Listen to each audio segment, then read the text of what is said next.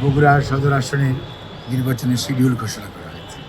যেহেতু নির্বাচনের শিডিউল ঘোষণা করা হয়েছে, নির্বাচন আচরণবিধিতে এই মুহূর্তে বগুড়া সদরে যাওয়া যেহেতু আচরণবিধি পরিপন্থী হবে, সেজন্যই মাননীয় প্রধানমন্ত্রী ঢাকার যে 17 আসন যে কড়াইল বস্তি, কড়াইলে ইনশাআল্লাহ ওখানে উনি ফ্যামিলি কার্ড বিতরণের কর্মসূচি শুভ উদ্বোধন করবেন।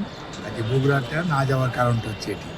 আর 10 তারিখে ইনশাআল্লাহ সকালে প্রোগ্রামটা হবে।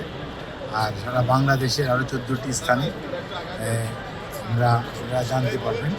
মাননীয় প্রধানমন্ত্রী সবাইকে, আমাদের যে দলীয় নেতা এবং মন্ত্রী মহোদয়রা আছেন তাদেরকে নির্দেশ দেওয়া হয়েছে যে ওনারা যার সংশ্লিষ্ট উপজেলায় অথবা অঞ্চলে ওনারা ওখানে থাকবেন এবং থেকে নিজেরা সরাসরি ফ্যামিলি কার্ড বিতরণ কর্মসূচি তদারকি করবেন, উদ্বোধন করবেন এবং সবার যারা ফ্যামিলি কার্ড পাওয়ার উপযুক্ত তাদের ফ্যামিলি কার্ড বিতরণ করবেন।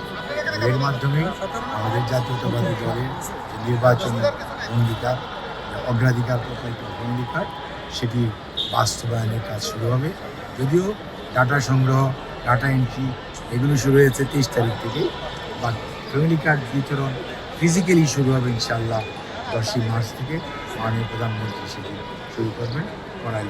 যাতে এই ফ্যামিলি কার্ড আমরা, যেহেতু এই কার্ড সবাই ইউনিভার্সালি পাবে, তার মধ্যে হতদরিদ্র, দরিদ্র এবং নিম্নবিত্ত এই 3 শ্রেণীর যে ফ্যামিলি, ওনারা এটার সুবিধাভোগী হবে।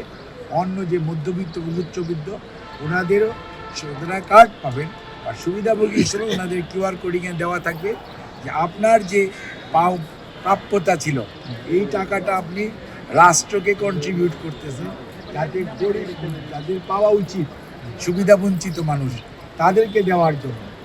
উচ্চবিত্ত আর মধ্যবিত্ত ওনারা কোনো সুবিধা পাবেন, but they will get the card, and it is their rights and privilege as a citizen.